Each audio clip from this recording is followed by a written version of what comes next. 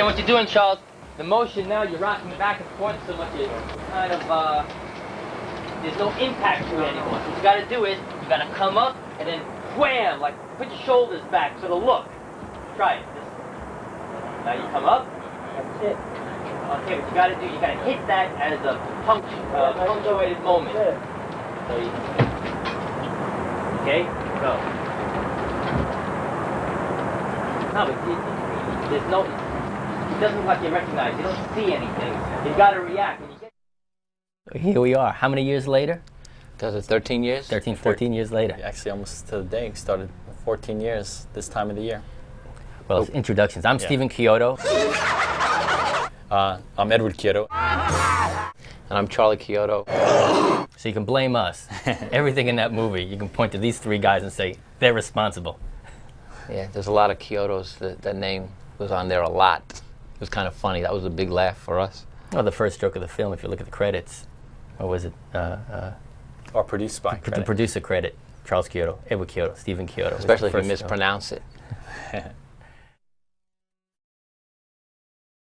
mean, it was a labor of love for us because even before we got into production, we'd been thinking about this idea for many years. You know, started just conversations about, you know, what's the scariest thing you could think of driving along a dark road. And it was if you looked next to you and saw a clown peering at you from another car.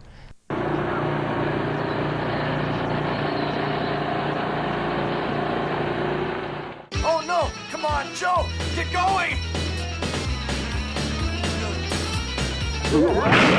Down, but battery powered bike. After we get the 2 takes of the whole routine, we just start braving. We go until you get done.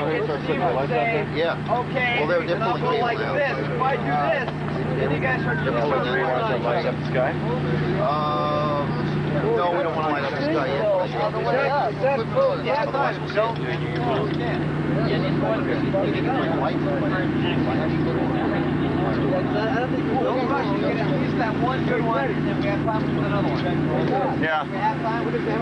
Yeah, we'll get the crashes on the way down. Let's make sure we get 2 good performances of that recognition of the clown. Take your time. Milk a little bit, okay? That's good, Johnny. Milk it like that. It works better. What's that? That's 4 layers. Oh, shit. And Johnny, look more towards his feet when you look at him. Okay. I gotta worry about the That's it. You got it.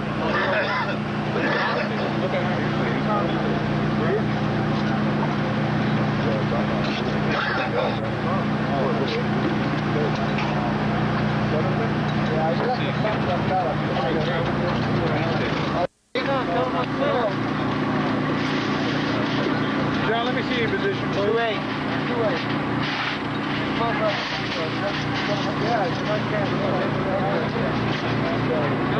Tell everyone to stay clear of the track. Okay, hold on. Clear back?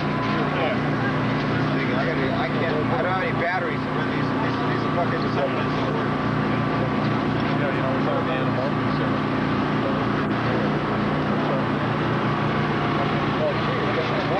Oh, that's incredible. That's great.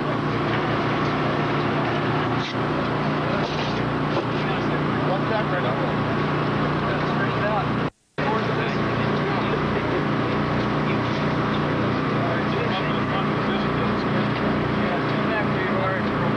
How are we running this light, guys? The battery? Is that battery on this sun good? Thank you. Okay, how close are we to going?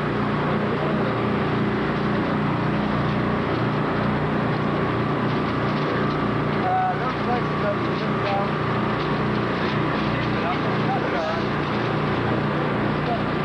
I guess it is back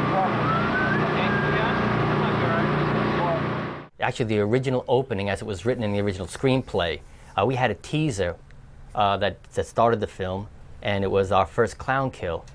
But because of some of the technical difficulties we had in shooting up north in Santa Cruz, the sequence technically wasn't good enough to open the film.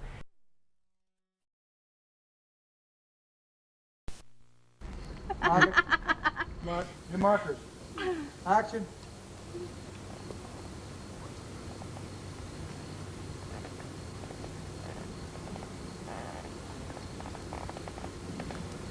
A little more violent. Okay, get her. You don't like it? Get out and walk. Go ahead, get out of here. I don't want to drive around with a drunken bum like you anyway.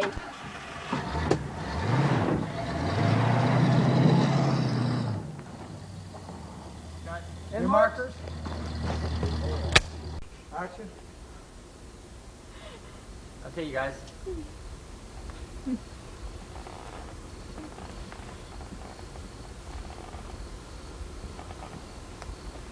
Okay, a little bit more violent, a little bit of a fight. More violent now. Okay, give it to her. This is bullshit. You don't like it? Get out and walk. Go ahead, get out of here. I don't want to drive around with a drunken bum like you anyway.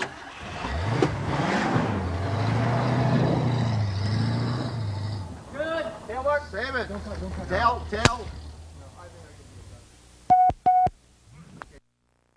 And Action. You don't like it? Get out and walk. Good. save it. Marker. And Action. You don't like it? Get out and walk. Go ahead, get out of here. I don't want to drive around with a drunken bum like you anyway. Good. save it. That's a good Yeah, one. okay. We really wanted it in the movie, so we were on a very tight schedule. We had to shoot the film in 36 days. We were not going to get any more days to shoot this movie, so the only way to shoot it again was to open up time in the schedule. And so Steven just got his plan where he just started accelerating other scenes to buy us time, another half a night, to get to shoot the clown car again. And then the second time we shot it, they chose this little park area where the road was so rocky and so bumpy that all the shots were jumbling up and down. Another unusable day's worth of shooting. But the lighting was okay. Yeah, the lighting was better, so now you can see how shaky the camera was. So we had two badly shot nights of the sequence there, and the executive producer, the director, Edward, they said, forget this, it doesn't work, let's get rid of it, throw it out. And I went in there and I said, no, this is the whole conception, this is the initial concept of the whole freaking film. You know, there's got to be something here we can use. So I go in there, I went with the editor, I sat down with him, I said, you know, let's make this thing work. And I said, this shot is good, this shot is good, that's good, this car, this close-up, this close-up. And I took everything that wasn't crappy. And then I made a montage. I put together, with Chris Roth, I put together a sequence. It's an abbreviated sequence from the original plan, but at least it's in there. And there were two cuts.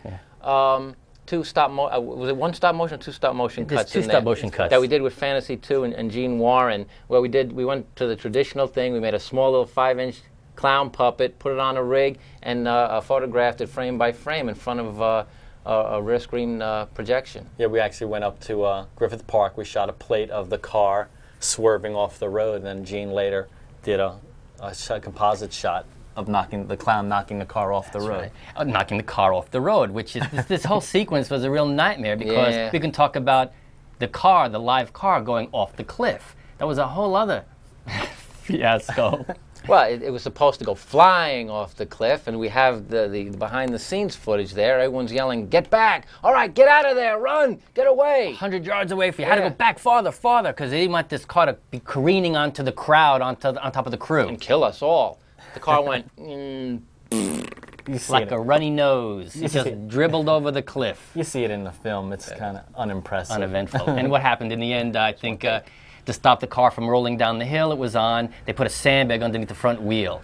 And they neglected to take the sandbag away when they had the cable pull the car. So the cable snapped immediately. So the car just kind of rolled down the hill via gravity.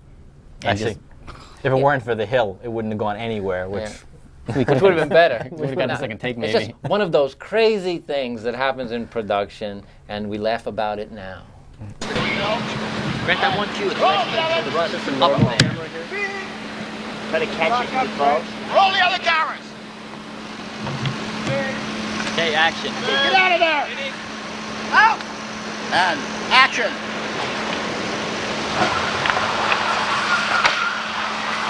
Cable, bro.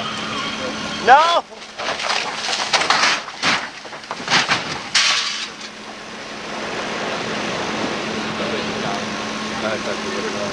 It's all right.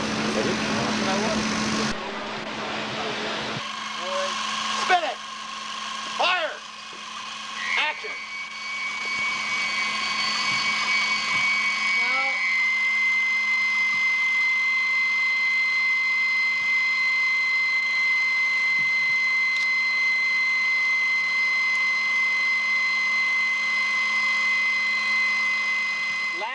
Some technical aspects, like when the clowns were shot in the nose, we had this tornado effect that the clown's nose would burst and they'd rotate around and around and around and explode in a burst of confetti. One of the gags we used in the photography of that scene was a reactive light rig. As the clowns are twirling, Gene Warren in Fantasy II comped a tornado on top of the clown. But we wanted some reactive light sparkling all over the walls as he was spinning.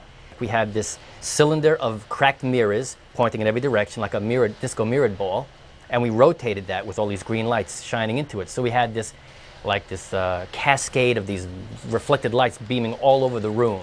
And that was the reactive light that was then used as a background plate for this tornado effect that Gene comped on top.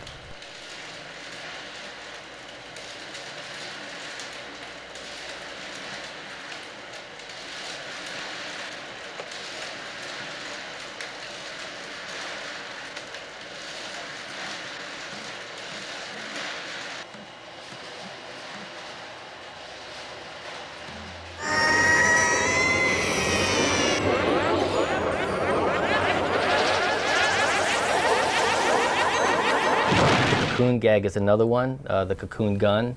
Well, that's a clip fun, of yeah. that. We'll show you, the cocoon magically appears when the gun is fired at the hapless victim. But you'll see that the actor has to get out of there, and he is replaced by a pink cotton candy cocoon. And you'll see how seamlessly and flawlessly we made the switch. Well, yeah, it's pretty, not that it's low-tech stuff, but it's just very basic special effects techniques that we use throughout the whole film. The same thing with Debbie being blasted inside the balloon. We have the background plate for that as well. The beginning of the take is where Debbie's standing there, or sitting there on the couch, and the clowns blast her with their ray gun. We have a reactive light glowing her yellow. And then in the same take, we have her walking out, and we have one of the effects guys bringing in a balloon. And what Gene did as an optical, he kind of cut out the middle and cross-dissolved between Debbie and the balloon with some kind of optical effect on top.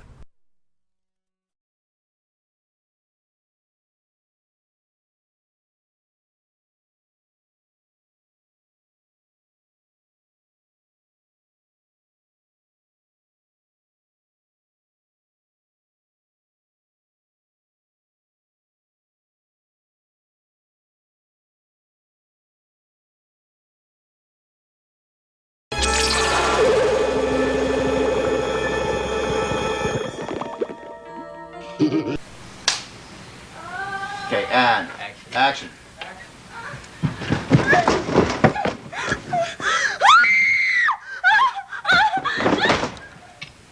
Cut.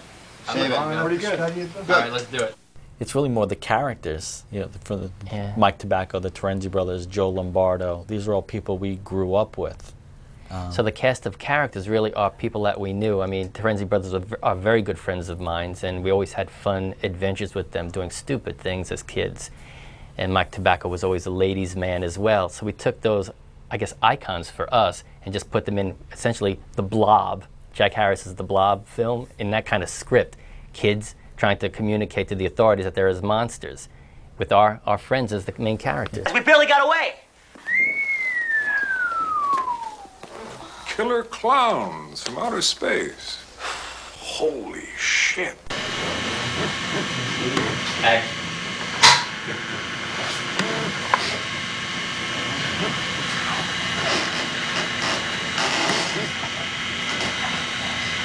Well, son, I think you made a big mistake. You're in movies territory now. For me?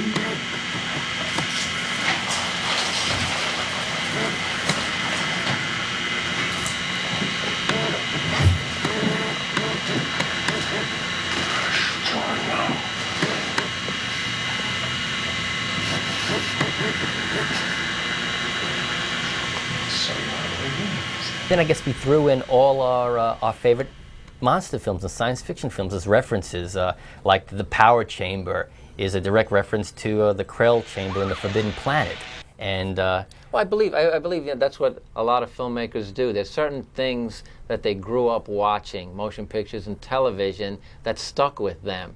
And I would say it's an homage. We're basically bringing it back with just a slight little just twist. reinterpreting. The Ray Harryhausen, Willis O'Brien, scenes. There was, well, somebody had asked me if the cocoons were reminiscent of the pods in Invasion of the Body Snatchers, pulling the cotton candy away and seeing that face underneath well, yeah. it. I don't remember specifically being that reference, but I must- love that Yeah, film. it must have been consciously. I don't think we did it, but it's imagery is certainly ingrained in our vocabulary. It was our first film because we had done effects for a lot of people a lot of years here, and the only way we were able to make this movie was really working with calling in a lot of favors from a lot of friends. I mean, Dwight Roberts, who designed and built all the clown animatronics, a long-term associate with us, and he basically gave blood and sweat to make the clowns come alive. Gene and Leslie over Fantasy 2 really could not make the film without them. Hey, can we speed that up, please? Okay, here we go. Ready? Rehearsal. And action. Action. We're going to be rich. Come on, Pooh. Pooh. All right, can we wrangle that dog over there? If you want to go to 21, you better come along with me. You're going to be eating that damn Jack in the Box for the rest. Action.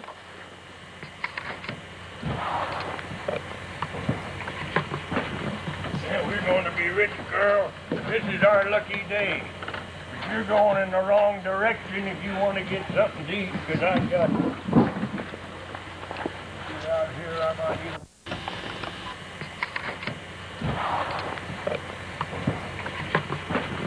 Yeah, we're going to be rich, girl. This is our lucky day. But you're going in the wrong direction if you want to get something to eat, because I got it. Get out here, I might eat. Logan. My God.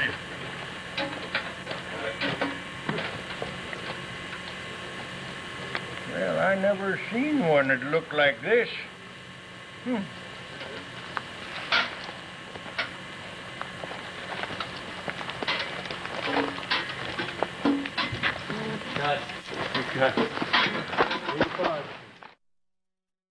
The business of clowns has been clouded for the past several years, but now with MGM stepping up, there's a little more direction, and so we're hopeful that maybe with the success of the re-release here, that we'll be able to really do everything we thought we could do with the film. We always saw this as a franchise. By now, we should be up to Killer Klowns 9 or 10.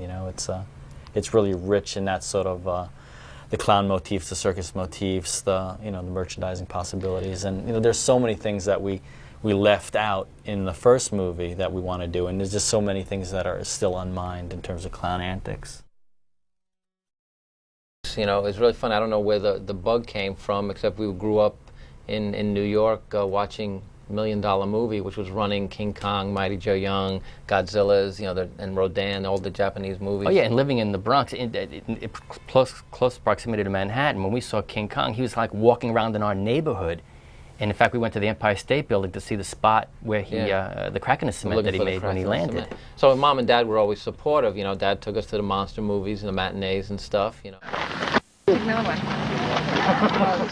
So when we were older, we got a camera, a Super 8 camera. Actually, it was an 8mm camera, and we started recreating those famous films that we saw when we were young. We did stop motion, we did puppets, and we started making films in the basement. Yeah, I don't think they really understood what the drive was to tell stories, create images. But they were supportive. But they always, in the back of their mind, well, learn computers, learn electronics, have something to fall back on. But they never discouraged us. I mean, they bought us the cameras, they bought us the film, got us things processed. You know, so they very supportive in that manner. Yeah, I went to I went to an art school. Stephen went to a film school. Edward went to many schools. Many schools. Yeah. About to study the entertainment, technical, performance aspects. So there was always supporting, but they always wanted us to possibly take the civil service exam, so we'd have something to fall back on. Yeah, but it was always art. What we were creating was stories, but art. Charlie was an illustrator, I was a sculptor, and Ed got involved with more the engineering and mechanics. And everything we've done in our careers, both in filmmaking and both as effects supervisors, we just throw tons of art. It's sculpting, it's painting, it's sewing and welding. It's all these arts and crafts thrown together. And the best thing is making a film, utilizing all of that art. Even today, I still don't think they really understand what we do, but we seem to be doing okay. I mean, was it important that we have to make people movies? No, we like the monsters. We wanted to make a monster movie. Can't go anymore. You see that feet. Okay, good. Does that move better for you? Before we You get can do it fast. Okay, Yeah. gentlemen. Come on. Okay. For a good week. What are we doing? All right. That's it, guys. Thank you very much. Thanks for a good week. That's a wrap.